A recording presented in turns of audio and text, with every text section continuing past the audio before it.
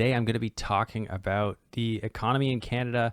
Like, if we didn't have immigration and you had these interest rate effects, our prices would be in the floor. Like, real estate prices would be astronomically low. I'm going to get into it by just taking a quick look at some random markets throughout Ontario. What's happening to real estate prices, just a bit of an update. But if something were to turn them off from wanting to be here, it would cause significant problems. Something changes in the coming months, and the U.S. lowers rates, but I strongly believe that Canada is going to follow suit with whatever the U.S. does.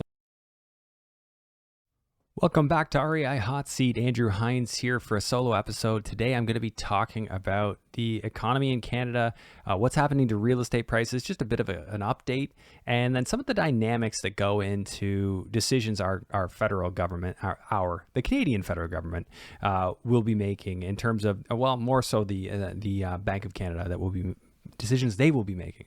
So I'm going to get into it by just taking a quick look at some random markets throughout Ontario. We're going to go through Toronto, the GTA, London, and then I just threw Welland in there to get a little sampling of what's going on in these different markets. So starting with Toronto GTA, you can see what's been happening. Median price point obviously spiked back in February of 2022. And then came down, and then you had a little bit of a rebound, but it's been relatively stagnant with that seasonal, cyclical sort of up and down that you typically would see all the way back, although maybe a little more volatile and obviously a little bit more uncertain with the interest rates. Getting into London, you can see similar stuff. You had the peak, and then it's been relatively stagnant since then, a little up, a little down. One thing to note is days of inventory have been rock solid in London. So, yes, it's up from the 10 to 15 days it was, but it's still very much in what would traditionally be considered a seller's market at, 30 days or so on average of inventory. And then we can get into Toronto, which is a little bit more of an outlier. So this is Toronto. Let's see. Yeah, all communities within Toronto proper. So the city of Toronto, that 2.5 million population city, that one didn't really have the spike and trough that you saw in the other cities, and more indicative of across Canada. Like, because looking at it this way, like Canada in general, you'd say real estate's down, and it is from the peak. But Vancouver and Toronto are actually rebounding to their all-time highs. So we're very, very close to the all-time high right now here, according to this data. I heard another report this week said that they already hit their all-time high, but the way this data tracks is we're close. In terms of days of inventory, you did see a spike recently, but that could be a winter seasonal spike because now days of inventory have come down, meaning business is still happening in Toronto, which sort of makes sense. It's a world-class city. People want to go to Toronto regardless of the price. You have foreign investment there buying without even taking mortgages. You've probably got hedge funds that can borrow debt at way cheaper rates than, typical Canadians can get, still buying up in cities like that. So there's a lot of things happening which maybe make a city like Toronto, stay up in value when other cities might fall. But it could also go the other way too. So I'm not making any predictions. I'm just kind of giving some of my observations and thoughts. So you can see, going back to like sort of the height of the lockdowns and such, how we had a huge seller's market. And then according to this, and this is based on absorption rates. So in a given month, I believe the calculation is number of units purchased over available inventory. So there was a brief dip here at the end of the year, and winter seasonality is at play here too, at the end of the year in 2023 and start of 2021, where inventory wasn't moving as fast, and you saw a buyer's market, which, I mean, for real estate investors in Ontario, that's like a foreign concept to finally see a buyer's market. But that is what we have seen more recently. And that basically just means that there's more inventory than there are people making offers on properties. So now sellers are more interested in listening, maybe negotiating. And that's usually a precursor to prices falling, because when the buyers hold the power, they can negotiate and they can get better deals. So just looking here, there's a couple other graphs here. You've got median price. Interesting. So median price peaked later. Interesting. I'm not going to get too into the weeds here just now. Okay, and then getting into Welland, Ontario. Welland, of course, had the spike and then the stagnation as well. You can see that inventory has creeped up, but I mean, historically, it's nothing crazy. Like going back against 2015 numbers, but I mean, back in 2015, Welland was cheap. It was a very different market. You know, Welland isn't a cheap market anymore. It's gone up in value, obviously a ton. You know, we went up from averaging $100,000 median price up into, you know, what did we get into the high? 700? Yeah, so 200, sorry. It was 200,000 back here around that and up to 700. That's wild for a city like Welland, for those of you who haven't been there. Okay, so why is this all happening? Well, I mean, I look at it as competing factors. Like if we didn't have immigration and you had these interest rate effects, our prices would be in the floor. Like real estate prices would be astronomically low. Our country would be in the worst recession it's ever seen. I want to. So Canada in general, we would say, would be in the worst recession we've ever seen, and that's something that, like, I think we really need to take a step back and realize just how dependent Canada is on immigration. Like without immigration, like everything collapses as far as I can tell, because you don't have a young working population in Canada. We have the aging population. The boomers are retiring. Look at a country like Japan. They don't have immigration. Japan is basically what Canada would be. I mean, I'm simplifying, but what Canada would be if it didn't have immigration. It would have, you'd have that stagnation. In Japan's real estate prices have been declining since 1985.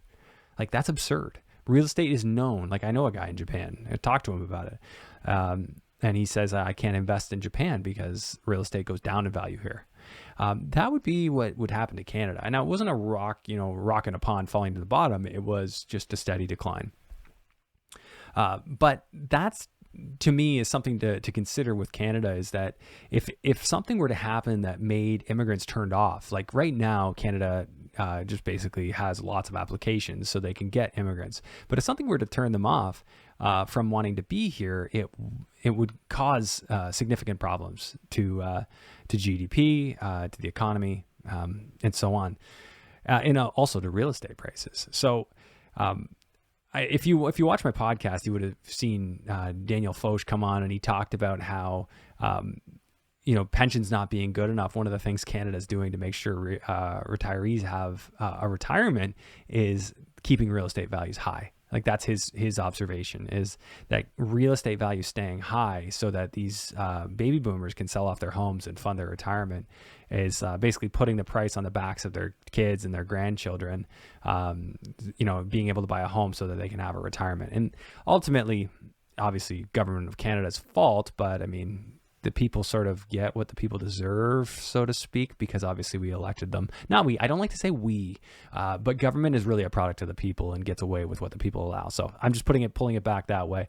Super unfortunate, but that's the way I sort of see what's happening in Canada. So if you believe Daniel's school of thought, which I can certainly see the logic to it, that would seem to indicate that Canada would make decisions that would prevent real estate from falling like a rock. So it really would come down to what's outside of their control, which, immigration. Like as things get more and more unpleasant in Canada, in terms of cost of living, being able to buy food, things like that, the carbon taxes and all that, people might just turn around and say, you know what, there's got to be somewhere better than this. So I think we may see some of that in the future, but that could be a real long way off, because I mean, there's tons of people who want to come to Canada, and compared to the caste system in India, where if you're in a low caste, you are not ever getting out of that caste. I'm sure a lot of those people would take a tough situation in Canada over that. So for that reason, we may very well still be able to continue getting immigrants, but maybe just in lesser number. Hard to say exactly where we land, but I don't think we should ever take it for granted that people are going to continue to want to come here regardless of what Canada does. I mean, we already have the weather working against us. We don't need to be adding cost of living to that challenge. So now looking a little bit further, everyone's talking about interest rate cuts and how they expect it. Of course, that has not happened. And I could see a number of reasons why it hasn't. For one, like, it's the US. It's led by the US. So if the US economy is doing well, which it is, their GDP per capita is going up, their GDP in general is going up, then that's not really a call to lower interest rates. And so many people in the US are still doing great because their homes are on fixed mortgages that are fixed for the entire term. So if they have 30 years, that's their rate for 30 years. Whereas Canada doesn't have that. Canada's more at the mercy of what might happen, but it's not hurting the US. It is in Canada, and people are feeling it between that, the carbon tax, and GDP per capita in Canada has been falling for many years now. And it's at 2017 levels right now. And knowing that, obviously you would think, like, if GDP per capita, if population stayed the same, we'd be in a heavy recession. But our GDP is being propped up by immigration. So all it really would take would be immigration to go away, and then that's no longer the factor. But now, keeping this in mind, Canada is not as likely to reduce interest rates if the US doesn't follow suit, because if a country lowers their interest rate, the correlation is typically you will see a decrease in the value of their dollar. So if Canada lowers its interest rate, it's likely to see the value of the Canadian dollar against the American dollar go down, which means all imports are now going to cost more because you're buying with a dollar that's worth less. So if that's the case for Canada, that's actually going to make inflation worse. So what Canada really needs is that they need the US to be doing as bad as Canada is in order to lower rates. And that may happen, like maybe something changes in the coming months and the US lowers rates, but I strongly believe that Canada is going to follow suit with whatever the US does. So if no rate cuts yet this year in the US, then no rate cuts in Canada. That's my prediction, and that's why you're typically going to see them follow suit, because they don't want that exchange rate to get too out of whack. It's been around $1.30 for $1 US for a couple of years now, and that seems to be where things are sitting. So just wanted to give you a look at that dynamic and why that would stay consistent. Of course, there are people who speculate that we're going to see interest rates come down this year for a number of reasons, and that may still happen, but it's likely to happen both countries together. And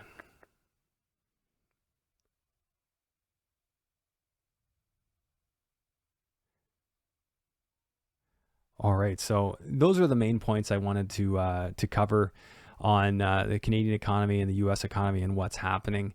I think that, just bringing this right back around and putting a bow on it, I think stagnation and kind of a wait and see approach is what we're likely going to see in Canada. So we're not going to see property values go up like crazy or down. That's just my prediction. I don't have a crystal ball and I'm not giving advice. That's just what I see right now. And we've seen that pretty much since the main spike. And that's until something meaningfully changes with interest rates or immigration or both. And then all bets are off. Anything could happen at that point. But I am noticing, and I know Jacob's been saying the same, like we're noticing people are coming back. Like investors are starting to realize this is the new normal as far as interest rates go. And they're just ready to find a way to make it work. The market has adapted. People are now finding ways to make deals work. And I think that it's going to be interesting to watch Ontario in the next little while. I'm sure people are going to find ways to re-engineer cash flow. New programs are going to come out with different lenders. So if Ontario is your playground, I think there's still going to be tons of opportunity there. It's about keeping your finger on the pulse, knowing what's happening, and then making educated decisions around that. So hopefully you found this somewhat insightful, and we'll look forward to having Jake back next week. He's just out in Whistler, BC right now, enjoying the slopes, which I would love to be out on the slopes. That sounds awesome. I'm presently in Florida, but headed back tomorrow. So I will be back in the cold by the time this airs. So thanks everybody for checking this out. Anything you want to reach out to me about, you want to suggest a topic for the show, just feel free to reach out to me on Instagram at the Andrew Hines, or go ahead and leave a comment right below the video, and we'll see it there. Okay. Thanks. We'll see you next week.